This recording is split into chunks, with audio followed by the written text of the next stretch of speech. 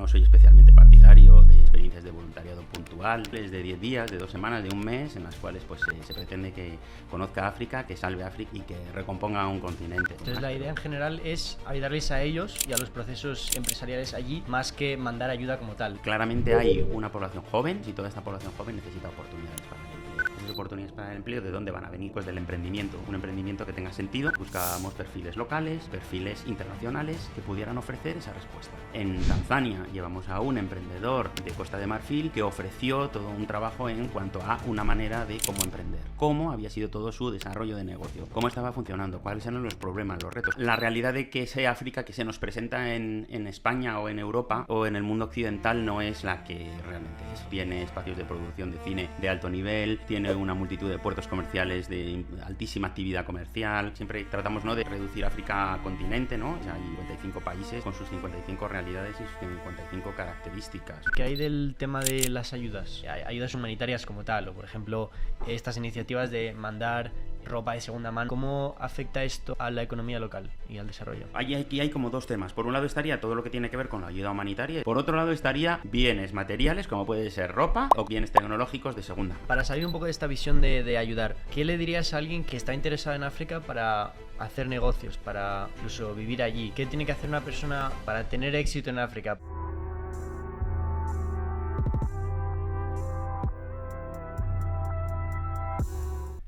Buenos días, Ramiro. Muchas gracias por aceptar nuestra invitación. Eres un hombre que ha dedicado prácticamente toda su vida a la ayuda a los demás y lo has hecho a través de muchísimos medios. Tienes una amplia experiencia en cooperación internacional, has fundado un partido político que se llama Por un Mundo Más Justo, has dado clases en universidades y especialmente gestionando también ONGs de ayuda al desarrollo en África subsahariana. ¿Cómo es que de todas las zonas del mundo la que estás dedicando tu vida y tus esfuerzos es el África subsahariana? Muchas gracias a vosotros por la invitación. Realmente África te engancha, África te enamora y diferentes realidades que he ido conociendo a lo largo de mi vida profesional pues me han permitido conocer un espacio, un lugar y una gente a la que merecía la pena pues dedicarse, a la que merecía la pena trabajar con y por ellos. Y eso ha sido un poco mi experiencia vital de estos casi 30 años de dedicación al mundo de la cooperación internacional en una gran cantidad de países de África subsahariana, poquito a poco, abriéndome camino, conociendo la realidad de la población rural, conociendo las necesidades sociales que tenían, acompañando procesos personales, haciendo amigos, un poco leyendo, conociendo, interpretando, rompiendo muchos estereotipos africanos y un poco pues de la manera que uno puede hacer, pues colaborar, contribuir y sobre todo acompañar procesos. Quizás ese ha sido mi proyecto fundamental en estos casi 3 décadas de dedicación al continente africano, acompañar procesos de la gente y de las asociaciones. Y justo estábamos hablando de esta nueva moda que está habiendo en Europa, bueno, nueva no, casi 10 años, de gente que puede permitirse un voluntarismo, que lo llaman voluntariado, pero es ir, te haces la foto con los niños, pero realmente ayuda real o impacto positivo que pueda permanecer ahí de forma orgánica no existe tanto, porque es pintar una casa o cosas que pueden hacer los propios profesionales de ahí. ¿Cómo ves, cuál crees que es realmente la diferencia entre una ayuda real y una de postureos? Al final el proceso de desarrollo es muy complejo y yo lo entiendo como que es un fortalecimiento de capacidades de la población local y acompañar en ese proceso de ofrecer oportunidades, fortalecer capacidades y satisfacer derechos, llegaríamos a contribuir hacia el desarrollo. En ese proceso, ofrecer oportunidades, el voluntarismo no ofrece mucho, más bien las quita, porque si hubiera alguna oportunidad profesional que fuera puntual de pintar una casa, de construir alguna cosa o bueno, de dar unas clases, bueno, pues no ofrece esas oportunidades, no fortalece prácticamente ninguna capacidad y a nivel de derechos pues tampoco satisface ni presiona ni trabaja por el cumplimiento efectivo del respeto a los derechos humanos de la población local. Fuera de ello, no soy especialmente partidario de estas experiencias de voluntariado puntual, casi paracaidista, en la cual un blanco con poca formación, con poca capacitación, incluso bueno, pues con pocas garantías, realiza experiencias personales de 10 días, de 2 semanas, de un mes, en las cuales pues se pretende que conozca África, que salve África y que recomponga un continente, ¿no? Y que pues eso cubra todo lo que os he dicho antes de pues la capacitación, la oportunidad y la satisfacción de derechos. Es verdad también, por otro lado, que esa presencia de una persona blanca tiene para esa persona un valor, es decir, va a encontrarse con el otro, va a generar algún tipo de cuestionamiento, alguna pregunta, en general, otras veces será solamente para la red social, la fotografía, pero puede generar en algún momento una reflexión profunda, y en ese sentido me parece un valor. Creo que acompañado de una manera seria, rigurosa, formativa, por alguna entidad, por alguna organización que les permita, ¿no?, conocer, aunque sea de una manera muy superficial, la realidad con la que se van a enfrentar, cuestionarse algunas cuestiones o problemáticas del desarrollo, y también cómo poder respetar la cultura, la forma de entender el mundo, esa visión que tiene pues muchos pueblos africanos de diferente a nuestra sociedad occidental, europea o española, pues eso puede ser un elemento de valor. ¿Y cómo podrías describirnos el trabajo que has hecho durante estos 30 años para romper un poco esta visión del blanquito salvador de África? Pues es un proceso lleno de fracasos y de derrotas, pero siempre he entendido que en este proceso del desarrollo el aprendizaje viene dado de la mano del fracaso, porque los propios empobrecidos son los que muchas veces fracasan en todos sus procesos personales de desarrollo, ¿no? Comencé trabajando en el mundo de la cooperación a través de ONGs españolas que tenían contrapartes locales, congregaciones religiosas, congregaciones misioneras en América Latina, y prontito conocí una experiencia en África subsahariana, en Kenia específicamente, en la zona norte de Kenia, frontera con Etiopía, con Sudán y con Uganda, ¿no? Una realidad difícil, complicada, y eso me marcó tremendamente. La realidad era satisfacer necesidades sociales básicas, fundamentalmente agua, educación, salud y nutrición, 4 elementos que son absolutamente imprescindibles para el desarrollo de la población. En ese proceso he ido aprendiendo cómo gestionar los procesos, cómo trabajar los procesos, cómo sensibilizar, cómo financiar. He visto cosas bien hechas, cosas mal hechas, malas prácticas, buenas prácticas, y en los últimos años, aproximadamente la mitad de mi desarrollo profesional, me he ido cuestionando mucho más en serio las causas de la pobreza, de la desigualdad y de la crisis ecosocial en la que nos encontramos. Y por ahí surgió una vía en España del trabajo en la incidencia política, y en el terreno lo que me parecía o lo que me iba derivando un poco la realidad era: hay que trabajar con la población local, hay que conocer las realidades, hay que escuchar, hay que comprender, hay que dedicarle mucho tiempo a ese proceso de aprendizaje sobre la realidad local, política, social, económica, cultural, religiosa, étnica, que es muy compleja, muy variada. Y ante esa realidad, relacionarme con las personas de igual a igual, entender cuáles son sus necesidades, y en esa manera de ofrecer oportunidades, capacidades y satisfacción de derechos, ir trabajando. Y en los últimos años me he centrado mucho más en mi trabajo en el fortalecimiento de la sociedad civil africana, es decir, asociaciones, gente que se reúne y que trabaja para resolver algún problema cotidiano de su comunidad, y en el desarrollo también de trabajo y de procesos de emprendimiento con impacto social o ambiental. Pequeñas pequeñas entidades, empresas o personas individuales que intentan emprender siempre con impacto, es decir, que tenga un impacto para la comunidad en la que viven o para el medio en el que habitan. ¿Podrías ponernos algún ejemplo de estos emprendimientos? Sí, por supuesto. En Benín, en Gabón, en Costa de Marfil, en Tanzania, han sido emprendimientos siempre trabajando en zonas rurales o comunidades rurales aisladas generalmente.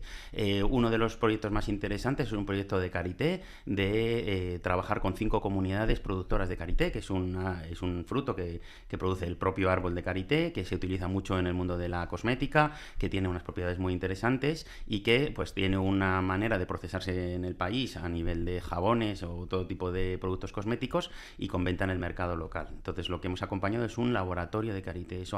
Trabaja con 5 comunidades rurales de mujeres que procesan el karité, cuidan y preservan esos árboles porque le han visto un valor económico y por lo tanto ya no los talan para la producción de madera y para el consumo de sus cocinas.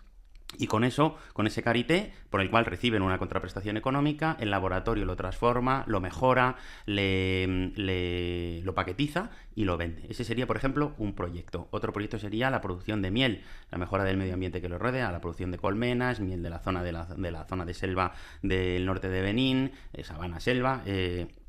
Y ahí se produce producción y venta de miel. O en Costa de Marfil, un proyecto muy interesante de recogida de los residuos del mercado local en la localidad de Boaké, recogen la cáscara de coco y la cáscara de plátano, eso lo transforman en carbón orgánico. Entonces hay una pequeña empresa que tiene ya casi 8 empleados, unos se dedican a la recolección del fruto, otros se dedican de la cáscara del fruto, luego otros se dedican al proceso de producción de biocarbón y otro al marketing y la venta. Y tiene una pequeña tienda y eso pues reduce un poquito el consumo de madera y al final pues hace un poco la economía circular de un trabajo que mejora el entorno que le rodea, ¿no? Y acaba con los residuos del propio mercado, con lo cual también genera efectos positivos por todos los lados. Esos serían 2 ejemplos. Entonces la idea en general es ayudarles a ellos y a los procesos empresariales allí más que mandar ayuda como tal o ir allí a hacer algo y solucionarlo mágicamente, ¿no? La idea es más ayudarles a construirse a sí mismos. Al final ese es el objetivo que nosotros perseguimos aquí como personas en España, ¿no? Y en Europa, intentar tener las capacidades suficientes a alcanzar alguna oportunidad profesional o laboral, ya sea del emprendimiento, del trabajo por cuenta ajena y si están cubiertas nuestras necesidades básicas y satisfechos nuestros derechos, pues desarrollar nuestra vida en plenitud.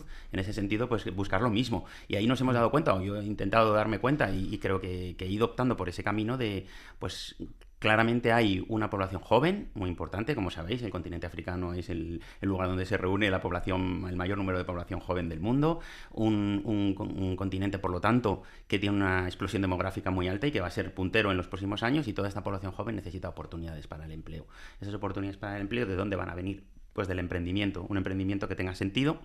Entonces, si ofrecemos con la formación, con la capacitación y con la escucha y conocimiento de su realidad cuáles son las necesidades y las oportunidades que el mercado les ofrece en cada lugar, ¿por qué no vamos a acompañar esos procesos? Y esos procesos son de acompañar y de financiar. Estamos viendo todas las fórmulas. A veces habrá una financiación directa con una ayuda concreta, por lo tanto la ayuda o la donación, en este caso, vendrá bien para iniciar e impulsar un proyecto de emprendimiento con impacto social o ambiental, pero en otros casos habrá que acompañar y serán procesos más de inversión o procesos de formación que permitan a ese emprendedor o emprendedora salir adelante con su negocio, ¿no? Y en los casos de formación, ¿cómo trabaja exactamente la ONG? O sea, ¿vosotros tenéis a gente con experiencia en el mundo empresarial que a través de la ONG forman a gente en África? ¿O qué es lo que pasa exactamente? ¿Qué perfiles humanos tenéis en una ONG para cumplir esa misión? El proceso ha sido muy, muy interesante y quizás una de las cosas más bonitas de todo este desarrollo profesional de 3 décadas. Comenzamos sentándonos con las entidades, asociaciones y personas que quisieran venir a nuestros encuentros.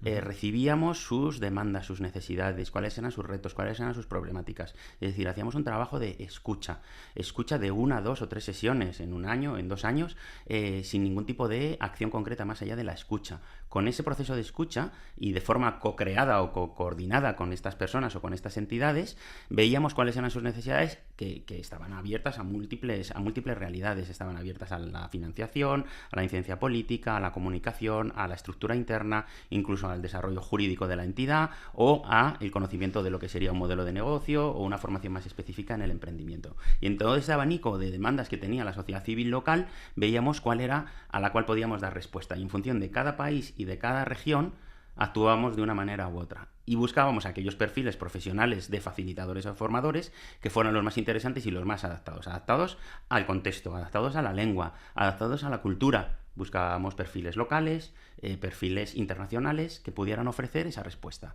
Y un ejemplo concreto, en Tanzania llevamos a un emprendedor de Costa de Marfil que ofreció todo un trabajo en cuanto a una manera de cómo emprender.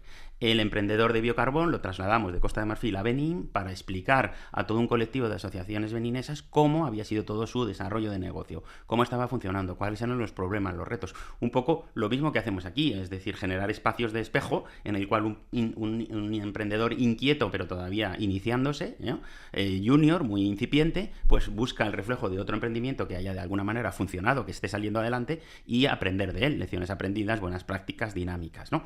Trabajamos también procesos, por ejemplo, de encuentro, reconciliación y paz entre poblaciones musulmanes y poblaciones católicas en el norte de Benín. Entonces buscamos a un equipo de formadores locales que estaban trabajando con las poblaciones ganaderas, o sea, con los pueblos ganaderos del norte de Benín, que al final estaban sufriendo una realidad de presencia de yihadismo, de sequía, de ausencia de pastos y que entraban en conflicto con la población local sedentaria católica. y en ese sentido generar esos espacios de reconciliación y baile. ¿Y cómo lo hicimos? Pues a través de un coreógrafo que diseñó una estrategia de música y danza en la cual las diferentes etnias se integraban para conocer cuáles eran los bailes típicos de una etnia frente a los bailes típicos de otra y construían una danza única que integrara culturalmente los valores de las dos etnias, construyendo una manera de entender que la convivencia y la paz puede existir, ¿no? Una manera un poco metafórica o simbólica, pero que tuvo un impacto muy interesante.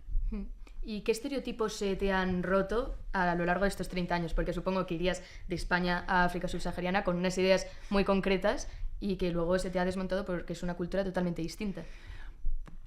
Fundamentalmente la realidad de que ese África que se nos presenta en España o en Europa o en el mundo occidental no es la que realmente es, básicamente. Entonces, África, como os decía antes, tiene una población joven incipiente, tiene 5 universidades entre las 10 mejores universidades del mundo, tiene espacios de producción de cine de alto nivel, tiene una multitud de puertos comerciales de altísima actividad comercial, tiene unas ciudades que podrían, fotográficamente hablando, si las pusiéramos en comparativa, asemejarse a cualquier ciudad europea, con unos city centers, pues bueno, que no pasarían, que pasarían perfectamente por cualquier ciudad europea, ¿no? Tiene valores como la acogida, valores como el acompañamiento, la confianza, la amistad.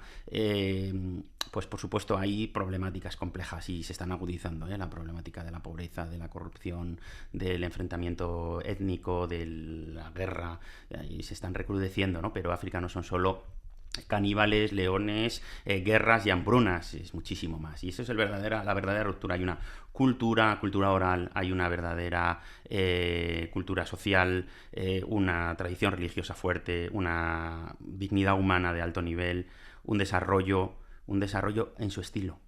Y eso quizá es lo más importante. Todo lo que queramos imponer como occidentales, blancos, de lo que es la cultura europea, de lo bueno, de lo válido y de lo correcto, chocará siempre con su manera de entender el mundo. Entonces quizás ha sido la ruptura más grande y el aprendizaje más interesante, y realmente estoy absolutamente fascinado por esas realidades que he encontrado y que realmente me siento muy afortunado. ¿Tienes alguna anécdota que represente un poco el choque entre estereotipos y la realidad que no nos enseñan en Europa? Ahora mismo, pues realmente una anécdota curiosa, tengo muchas, pero una que me viene ahora mismo a la cabeza fue en Gabón, en la zona sur, en la localidad de Chibanga, que estuvimos reunidas con las cooperativas de mujeres que trabajaban en el campo, hablando de la problemática que tenían. Nos dijeron que su principal problema eran los elefantes. Los elefantes negros de Gabón, africanos, están protegidos, no se les puede hacer daño. Entonces mi primera pregunta, todo ilusionado, fue decirles: ¿cuándo podemos ir a ver a los elefantes, ¿no? Qué maravilla poder ir a ver a los elefantes como turista de safari, ¿no? Y realmente pues me dijeron que para ellos los elefantes no eran nada agradables, eran un verdadero problema, y ojalá si pudieran pues tenerlos a distancia o poder eliminarlos de su entorno, porque realmente acaban con sus producciones agrícolas y por lo tanto diezman toda su capacidad económica, con lo cual para ellos es un verdadero problema. Quizá no es la más significativa, pero es la que me viene ahora en mente y choca un poco con mi afán de curiosidad de los elefantes, que no había visto nunca, a una realidad de problemática económica importante para la población y las comunidades de mujeres de Chibanga, del sur de Gabón. ¿Cuál dirías que es la causa las principales causas de la pobreza en África, o de la ausencia de un desarrollo económico similar a otras regiones del mundo? Es decir, ¿por qué en los últimos 60 años África no ha crecido como ha crecido Europa, como ha crecido Asia, como ha podido crecer incluso Latinoamérica?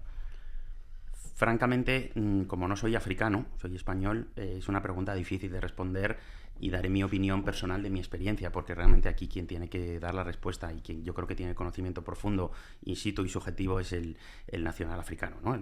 Cualquier nacional de cualquier país de África podría transmitiros una reflexión más profunda. Yo, desde mi estudio, desde mi conocimiento y desde mi experiencia, considero que África siempre ha sido considerada un espacio donde proveerse de materias primas, y eso ha supuesto la colonización, los procesos de descolonización, y por lo tanto nunca se ha trabajado en cuanto al desarrollo real de un continente que nos sirviera simplemente como una fuente de suministros para mantener y desarrollar nuestra riqueza, y lo sigue siendo ahora mismo.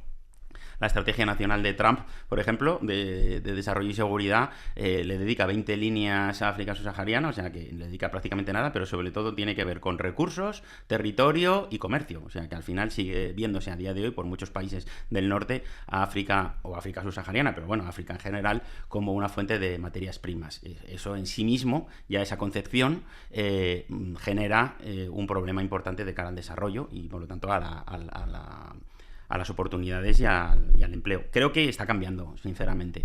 La población africana es urbana, no es rural. El desarrollo agrícola es importante, el desarrollo de la industria es importante, las nuevas tecnologías en África subsahariana son importantísimas. Tenemos países con la carrera espacial también desarrollada. Senegal ha lanzado su primer satélite. Tenemos realidades que quizá nos suenan como inéditas. Ahora mismo se está jugando la Copa África, ¿no? Varios equipos africanos en la parte deportiva están a nivel mundial y bueno, pues veremos a ver el próximo mundial en qué posición van dejando, ¿no? Ya quedó Marruecos como africano semifinalista. Es decir, necesariamente África va a tener un papel protagonista, lo queramos o no lo queramos las otras potencias. La fuerza y el poder de los países occidentales que puedan seguir manteniendo al continente como una fuente de materias primas retrasará o limitará mucho su desarrollo. África como continente emite muy poquitos gases de efecto invernadero y sufre profundamente los efectos del cambio climático, que son reales. Aquí lo digo bajo mi propia subjetividad y mi experiencia en terreno, cómo está afectando de forma directa el cambio climático a cambio de sequía, o sea, sequías, inundaciones, cambio de los ciclos de la producción agrícola, bueno, aumento del nivel del mar y pérdida de la costa, sobre todo en África Occidental, etcétera, etcétera, etcétera, ¿no? Entonces, ¿cuál debería ser la estrategia de los países para poder ayudar a África? ¿Es solo comerciar con ellos o cuál debería ser? La estrategia es tratarnos de igual a igual. Esa es. Los acuerdos comerciales con África son todos lesivos. Todas las condiciones y las cláusulas de los acuerdos comerciales, ahora mismo el competente a nivel España es la Unión Europea y todas las cláusulas son abusivas para la mayoría de los países, africanos. Trump ha decidido que él marca la pauta de con quién y cómo comercia, qué aranceles pone a qué países y qué no. Realmente tratar de igual a igual. Hay un trabajo de fortalecimiento de la sociedad civil, hay un trabajo de democratización de muchos países, hay un trabajo de desarrollo industrial, hay una explosión demográfica sin precedentes, hay muchísimas tierras sin cultivar en África subsahariana que puede ser cultivado, pues las mejores reservas naturales del mundo a nivel de minerales, a nivel de agua, a nivel de madera. Tenemos, pues por decirlo así, todas las capacidades y todas las oportunidades puestas encima de la mesa y hay que reconvertir esas amenazas en oportunidades y esas debilidades en fortalezas. Los africanos lo están viendo. El modelo de cooperar y trabajar y comerciar con Estados Unidos y con Europa no ha funcionado del todo, entonces nos vamos eliminando, nos vamos separando de la influencia sobre todo francesa, ¿no? O en el aspecto neocolonial o americana, Estados Unidos o Canadá, como industrias extractivas por tradición en África subsahariana, y hacia dónde nos orientamos, ¿no? Hacia otros países emergentes, que ya no son tan emergentes, países dominantes y poderosos, Rusia y China, la presencia china en África, la presencia rusa en África, la presencia turca en África, la presencia brasileña de igual a igual en África cada vez es mucho mayor, y por lo tanto eso significa que los propios dirigentes, los colectivos, las empresas y la sociedad civil y la sociedad no organizada, la ciudadanía africana, piensa que los chinos a lo mejor nos pueden dar más valor y los rusos quizás nos pueden hasta proteger y tener una nueva manera de entender el desarrollo de la que hemos vivido hasta ahora, que venían estos blancos europeos o americanos a quitarnos lo nuestro y dejarnos sin nada, ¿no? ¿Quién crees que tiene que tomar las riendas de este cambio o de esta? Bueno, dices que ya está ocurriendo, pero ¿crees que es una cuestión de liderazgo de los países africanos? Porque se habla mucho de que hay élites corruptas, extractivas, que son, entre comillas, aliadas de estas potencias extranjeras, y que hay un poco un sistema de, pues yo te dejo extraer esta mina, tú me sigues dando ayudas económicas, yo me quedo con el 30% para mis aviones y mis relojes de lujo, y mientras tanto la población ahí sigue. Entonces, ¿crees que realmente una solución para África es el surgimiento de líderes como por ejemplo el presidente de Burkina Faso ahora, que está teniendo pues una posición muy agresiva de ese cambio hacia una nueva economía y una nueva visión de sí mismos. Yo creo que el cambio pasa por los países africanos, que son muchos, y cada país tiene su propia realidad. Siempre tratamos, ¿no?, de reducir África a continente, ¿no? Y cuando África no es un país, hay 55 países con sus 55 realidades y sus 55 características, ¿no? Creo que la Unión Africana, como órgano de gobierno, de coordinación, de estructura, ¿no?, de unión de todos los países africanos, con su Agenda 2063, puede ser una manera de entender lo que los países africanos quieren, desean y cuáles son sus objetivos a, diríamos, medio, pero prácticamente largo plazo, por dónde tienen que ir, cuáles son sus líneas de acción, sus líneas de desarrollo, sus líneas de crecimiento. Y luego, sin lugar a dudas, y eso lo estamos viendo en países como Irán, por desgracia, en estos días, ¿no?, con una represión absolutamente terrible, la población joven, como vosotros, gente universitaria, gente formada, gente preparada, gente que abre la mirada al mundo, se da cuenta de que otros países viven otras realidades políticas, sociales y económicas, y que no se quedan callados, se asocian, se manifiestan, hacen incidencias, salen a las calles y quieren, a través de las redes, a través de los partidos políticos, a través de los medios de comunicación, de todos los espacios en los que se pueda, pues pedir una democracia real y un fomento del desarrollo, del empleo y de un poco de una oportunidad de vida para esa gente. Entonces, por ahí va a ir el camino. El liderazgo, por supuesto, que lo van a seguir manteniendo algunos dirigentes. Creo que también hay un liderazgo femenino muy fuerte en África, que también no se conoce, ¿no? Presidentas de países, mujeres que están al cargo de parlamentos, de grandes empresas, van teniendo un papel muy protagonista, y yo creo que ese empoderamiento de la mujer africana tiene mucho que demostrarnos y decirnos al mundo occidental. Por ahí, para mí, que van los tiros de lo que puede ser un nuevo cambio político, sobre todo en África, si nos dejan o si se les deja, porque ahora mismo tanto la presencia yihadista como los conflictos por la extracción de recursos en diferentes lugares del continente, pues va a complicar mucho y va a retrasar mucho estos procesos. ¿Es necesario para este proceso y para cumplir los objetivos de la Agenda 2063 que África se europeice o se parezca más a Estados Unidos, o defendiendo también sus diferencias, por ejemplo, en el ámbito religioso o en el proceso de democratización? Sin duda. Y por otro lado, un tema que antes no hemos comentado tiene que ver con los endeudamientos de estos países. Si estamos a un 40, un 30, un 50% de endeudamiento con terceros países, qué difícil es mantener un presupuesto público que permita, pues eso, desarrollar los servicios necesarios para cubrir las necesidades de la población. El tema de la deuda externa es una lacra y es un lastre, una mochila muy cargada para muchos países del continente africano. El modelo de desarrollo de la Agenda 2063 tiene poco que ver con el modelo de desarrollo del estilo europeo, pero todos se unen en lo mismo, es decir, hay que ofrecer oportunidades, empleo, vivienda, salud, seguridad, espacios donde la población pueda, por lo tanto, desarrollar sus capacidades y sus habilidades, ¿no? En esa línea van igual.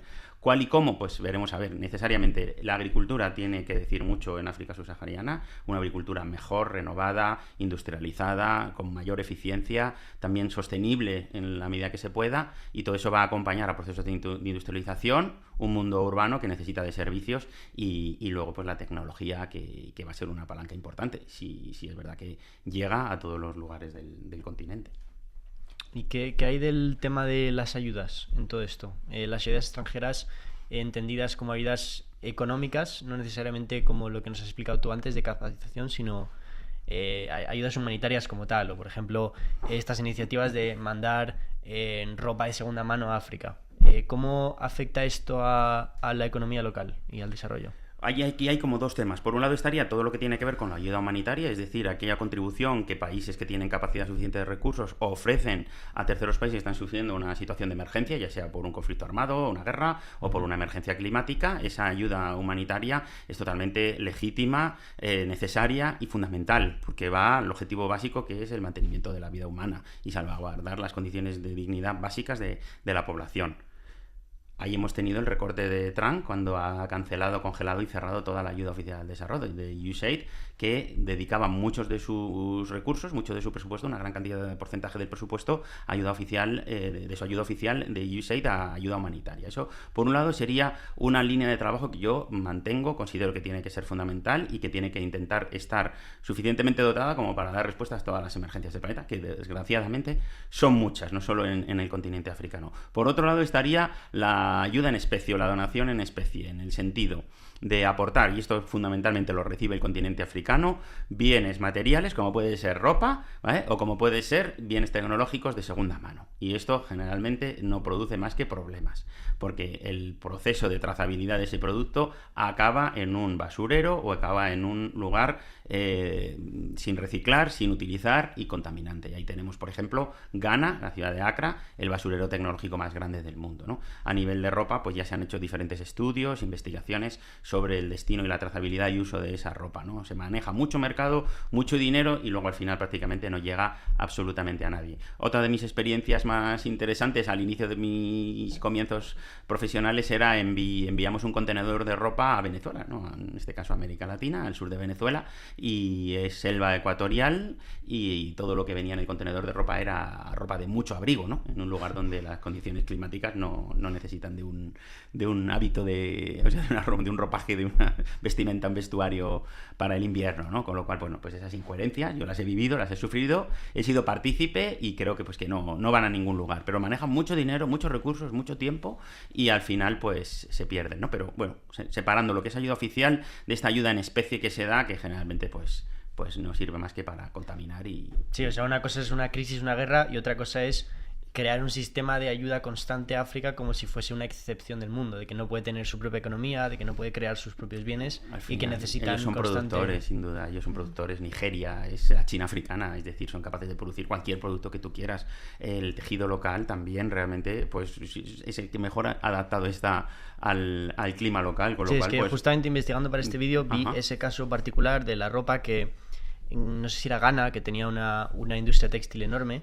Y cuando se empezaron estas iniciativas de mandar ropa, lo que hicieron fue matar esa industria, que era una industria que incluso exportaba fuera de África. Entonces, todo el saber hacer, toda la maquinaria, toda la economía que creaba esa industria textil de Ghana, se vio reducida por gente que, pues eso, que manda la típica camiseta del Madrid que ves en las fotos, que la lleva un niño de África, una camiseta del Madrid o del Barça, y dices, ¿de dónde viene eso? Pues de Europa o de donde sea. Yo creo que hay una vuelta al vestuario tradicional local.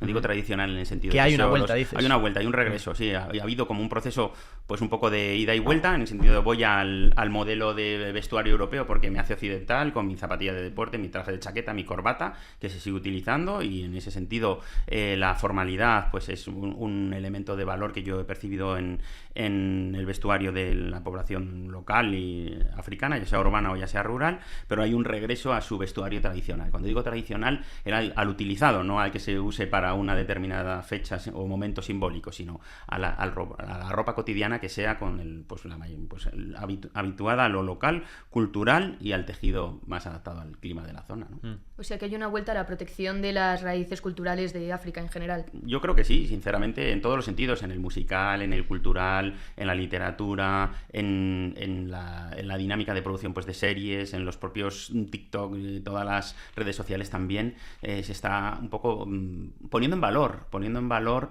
cuáles son las características específicas. Ya os digo, estamos hablando de 55 países, cada país tiene muchos países, muchas peculiaridades internas, pero sin duda alguna que ofrecer esta realidad y darla valor, ponerla en valor y apropiársela como válida, ¿no? Por parte de cualquier ciudadano nacional africano, ¿no? Y eso me parece que es un elemento importante a tener en cuenta, sí. Sí. Una de las primeras cosas que me suscita esto de que ya no están funcionando las formas tradicionales de ayuda de Europa a África, pero por ejemplo, uno de los mayores problemas que veo son las injusticias que puede haber también por ritos religiosos que puedan surgir en África, como por ejemplo la mutilación genital femenina, por ejemplo. Lo veo como una injusticia quizás por mis ojos europeos, pero ¿cómo podríamos ayudar, y casi ideológicamente, a que no haya injusticias, por ejemplo, hacia la mujer en ciertos países, en zonas rurales? Estamos hablando de cuestiones culturales complejas y cuestiones que chocan también con los derechos humanos, con la salud y con la integridad de la persona. En ese sentido, yo creo que lo que hay que hacer es no inmiscuirse, lo primero. Nosotros podemos tener nuestra propia visión, nuestro propio criterio, nuestra propia idea de las cosas, pero el respeto desde la legalidad. Entonces, la legalidad de cualquier país debe respetar a la persona, debe respetar al hombre, a la mujer, y por lo tanto, todo lo que sea vulneración de la integridad física de la mujer, en principio atenta contra la legalidad, atenta contra la norma, atenta contra los derechos, y por lo tanto, pues se debe por lo pronto cuestionar, pero el propio país lo está haciendo y de hecho pues en la mayoría de los países está prohibida bajo cuerda. Esos ritos tradicionales se pueden seguir realizando en algunos casos, pero en la mayoría de eso está prohibida también. Para salir un poco de esta visión de ayudar, ¿qué le dirías a alguien que está interesado en África para hacer negocios, para incluso vivir allí? ¿Qué tiene que hacer una persona para tener éxito en África? Para ir allí y implementar su idea de negocio o ayudar a un emprendimiento. O sea, vivir en África es una delicia. Yo he vivido temporalmente y puedo reconocer que dentro de que he vivido en condiciones buenas de seguridad y de salubridad, pues es un continente extraordinario para vivir, hablando de que es variadísimo, que tienes casi todos los climas y todas las realidades geográficas y climáticas y paisajísticas. A nivel de emprendimiento es el continente de la oportunidad en este momento, en todos los sentidos. Cualquier inversor, cualquier emprendedor que quiera desarrollar negocios en el continente africano y en África subsahariana tiene muchas oportunidades. Hay que trabajar la seguridad jurídica, hay que trabajar los marcos normativos, hay muchos espacios a nivel de agricultura, decíamos antes, a nivel de turismo, a nivel de infraestructuras, a nivel de desarrollo tecnológico. Ahora mismo pues prácticamente todos los sectores tienen una posibilidad de crecimiento muy amplio y muy alto. Entonces, bueno, respeto a la persona, entendimiento, escucha, es el mismo proceso que el desarrollo en el área de cooperación. Entender lo que se quiere hacer, no imponer absolutamente nada y, bueno, pues como inversor esperar que haya un rendimiento, pero también ver un poco cuáles son las características y las condiciones para esos emprendimientos. Está el emprendimiento macro que hacen las industrias extractivas, recogen los recursos minerales, recogen los recursos naturales, lo comentabas antes, un poco unas fórmulas quizá un poco arbitrarias, y luego está todos los emprendimientos locales que pueden ser con ayuda internacional de inversores internacionales, que las hay, con el emprendimiento local, y el emprendimiento local pues exige un acompañamiento a más largo plazo, y yo entiendo que ni imponer ni la prisa en el desarrollo económico africano van a ser buenos aliados. ¿Y pues, es realmente seguro invertir en África o incluso estar físicamente en África? Sí. ¿Es una posibilidad económica como cualquier otra o qué advertencias podríamos hacer aquí para...? Determinados países sufren unas situaciones de inseguridad real ahora mismo por conflictos armados, por guerras internas que ahora mismo pues no permitirían ni un buen desarrollo de negocio ni una presencia física real, eso está claro, eso no hay duda que existe, pero en otros lugares, en otros países, por ejemplo pongo Costa de Marfil, me parece que es un ejemplo paradigmático de un país en el cual se puede vivir, hay seguridad física, puedes moverte y desplazarte con total y absoluta normalidad por el país, quizá alguna zona justo norte de la frontera con Burkina Faso que podría haber alguna pequeña restricción, pero básicamente sin ningún problema. Y luego, pues a nivel de seguridad jurídica, es verdad que todavía yo creo que hay que pulir algunas cosas de lo que podrían ser reclamaciones en caso de incumplimiento de alguna inversión o de alguna aportación, pero bueno, sectores ahí y bueno, pues facilidades para vivir y estar y poder trabajar, no hay problema a ciudadanos de la Unión Europea en ningún caso, y de emprender, ¿no? De poder crear una filial en estos países para impulsar, bueno, siempre que vayas de la mano de una seguridad, una cierta seguridad jurídica, cumplimiento de la norma, asesorarse bien, yo creo que es importante, ¿no? Bueno, siempre hay también el que quiere buscar negocio a tu negocio y en ese sentido, pues, o aprovecharse de él, en ese sentido, pues tener socios comerciales fiables, legítimos y que te den la garantía y la confianza, ¿no? El mundo del desarrollo pasa por la confianza. Pasa en el mundo empresarial y pasa en el mundo de la cooperación. Por ahí yo creo que van los tiros, sí. ¿No habría ahí un cierto choque cultural con la cultura de la empresa allí? ¿O es decir, a nivel de implementar procesos, a nivel de ir a la misma velocidad o entenderte bajo el mismo criterio? ¿Cómo sería realmente? Hay que ajustar los ritmos a la propia cultura y a la idiosincrasia local. Eso significa cada día una cosa, que es como un lema típico en muchos lugares que yo me he encontrado, ¿no? Pues hoy hay que hacer esto, pues, y aquí parece que la eficiencia pasa por hacer muchas cosas, ¿no? El ritmo es diferente, las condiciones climáticas y culturales son diferentes y hay que ir ajustando, y eso pasa por la formación y por una visión compartida del negocio, no opresiva ni extractiva, pasa por procesos. Y ese proceso de acompañamiento es el que el emprendedor europeo o internacional ahora, o el inversor ahora, tiene que entender. Si yo lo que voy es a hacer negocio y a sacar el máximo rendimiento a mi inversión, la cultura, el proceso, el ritmo, la idiosincrasia, a lo mejor chocan con mi idea de negocio, con mi modelo de negocio y fracaso. Pero si me ajusto y nos acompasamos, esto no es yo impongo, sino que nos acompasamos, estoy seguro que no habría verdadero problema. Habrá sus dificultades y sus casos concretos que no salgan bien, pero no lo veo complicado, pero en ese proceso de ajuste y equilibrio conjunto, sí. Y bueno, ya última pregunta, no sé si querías cambiar de tema, pero en la medida de lo que tú conoces, porque como has dicho, África no es un solo país, pero en la medida de lo que tú has conocido, ¿cómo es la vida en África, más allá del tema del trabajo, de la cultura laboral? ¿Cuál es un poco el ritmo de vida o la manera de...? Madre mía, es que es inmenso el continente, ¿no? 30 millones de kilómetros cuadrados, entonces imagínate. Si cogemos, por ejemplo, a la población urbana. La población urbana, pues la población urbana tiene entre diario atascos importantes, porque hay mucho coche, mucha moto, mucho vehículo, mucha bicicleta, mucha gente andando, entonces al final hay mucha movilidad de la población, mucho tráfico, embotellamientos. El mercado es un lugar muy especial, ¿no? Todo el mundo va a proveerse de lo que necesita para la comida cotidiana. Entonces, una vida muy activa, muy intensa, muy dinámica, ¿no? Mi experiencia es que la visión es de vivir al día. Hoy vivo hoy, ¿no? Ese aquí y ahora, que quizá en el mundo occidental hemos perdido y pasando un poco a una cuestión un poco más trascendente, ¿no? Ese aquí y ahora allí se percibe, ¿no?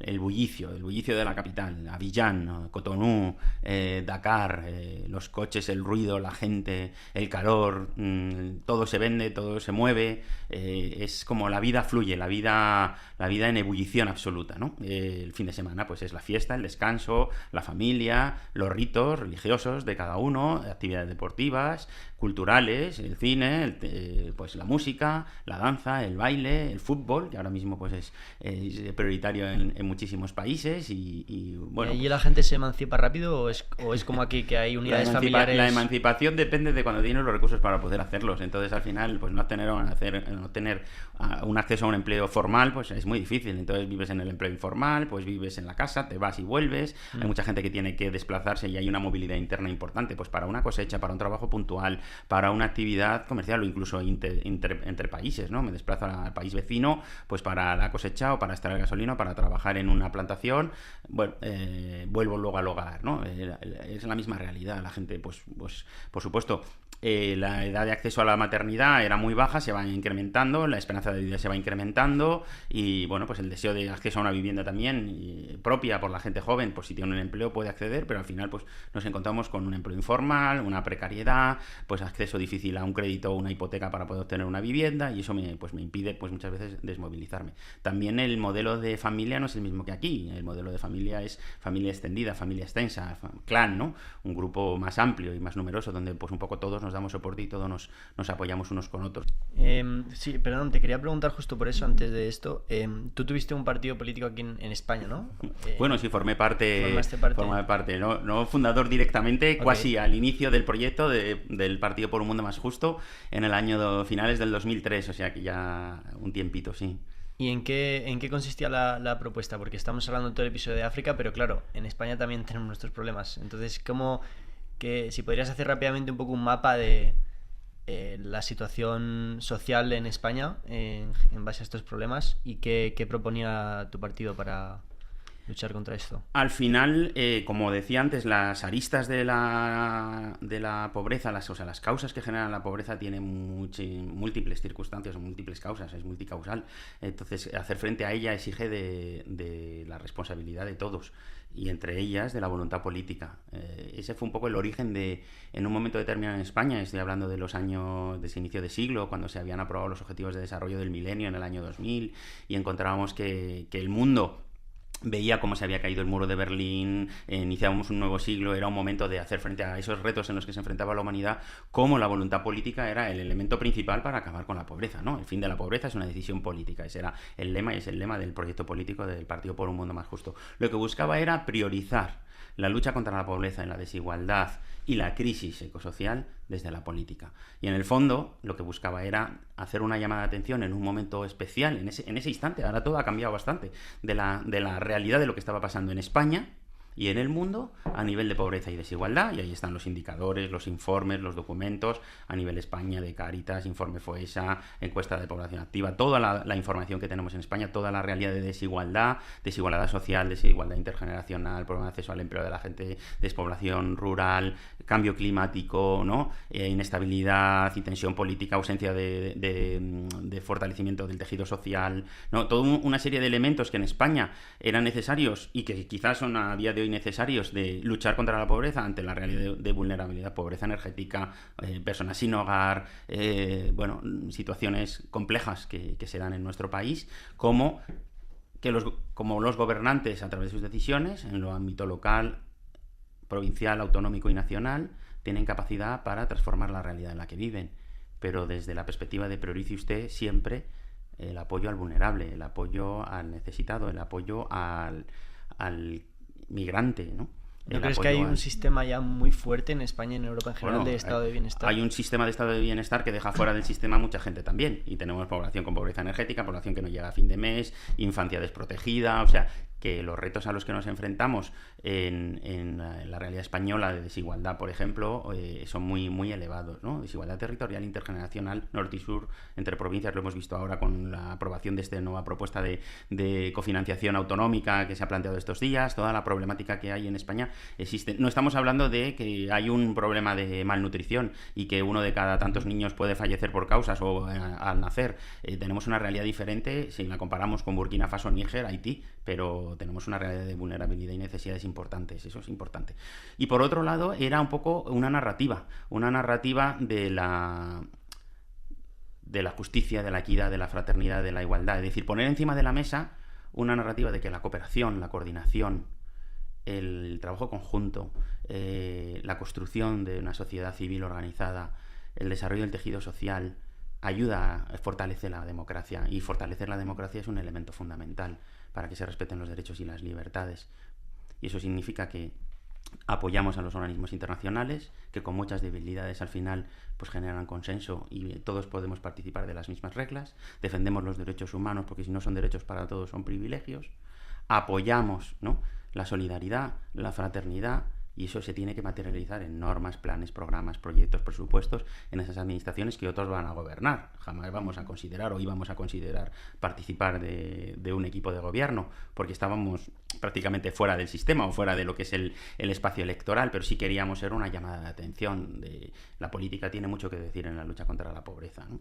Y ahora mismo, a día de hoy, la prioridad quizá sería que la sociedad civil, ya no solo partido político, sino la sociedad civil tiene que trabajar por una narrativa que parece que viene marcada por el discurso de Trump y su dinámica de sálvese quien pueda, hacerme a mí mismo el mejor, América grande, y yo grande, y el otro que no me interese si no me beneficia. Y esa narrativa y esa manera de pensar está calando hondo en la sociedad española, en la sociedad internacional, está generando mucha polarización y, pues al final eso no lleva a buen puerto, ¿no? Y hay que construir, y esa idea de construir un mundo más justo, un mundo más amable para todos, exige que pongamos todos de nuestra parte. Bueno, pues esa es un poco la línea, ¿no? Poner a la pobreza como prioridad política y, segundo, construir una narrativa diferente al individualismo, porque al final la centralidad de las relaciones humanas es lo que nos va a hacer mejorar como colectivo y generar armonía y paz social. Sí, para terminar,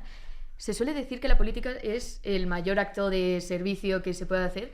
¿Crees que, relacionado con tu vocación, la política ha cumplido tus expectativas con respecto a la ayuda real que se puede hacer? No, realmente he sentido que la política es una cosa y los partidos políticos es otra. Entonces la política me parece que sí que tiene que estar y debe estar y está al servicio del ciudadano, y creo que los partidos políticos no están a la altura de lo que la política con mayúsculas implica, ¿no? En su día, a través de otra organización en la que participé, se impulsó con otras organizaciones de la sociedad civil española un proyecto que se llamaba Polética, ¿no?, que, como bien dice, pues es la combinación de política y ética. Pues en ese sentido, creo que sin duda alguna la política exige de la presencia de gente preparada, de gente formada. La política con mayúsculas es una responsabilidad que tenemos las personas, que tenemos los ciudadanos. No debemos darle la espalda a a la política, debemos sentirnos valientes para participar en ella, pero el sistema de partidos políticos, y el de España en particular, pues a mí personalmente no, desde mi experiencia, y la he conocido creo que de primera mano, pues no es satisfactoria. Quizá por los egos, ¿no? Pues muchísimas gracias por todo lo que nos has contado de tu experiencia. Creo que es realmente valiosa. Muchas gracias. Gracias por el tiempo. A vosotros, de verdad. Muchas gracias a vosotros. Muchas gracias por habernos escuchado hasta el final. Si te ha gustado esta conversación, tenemos diferentes episodios en nuestras redes sociales. Somos Carmen, Fritz y Hugo. Y desde Hablar Claro estamos comprometidos por mejorar cada día la calidad de nuestro trabajo, por lo que vuestro apoyo y sugerencias valen mucho para nosotros. Muchas gracias por escucharnos y hasta el próximo episodio.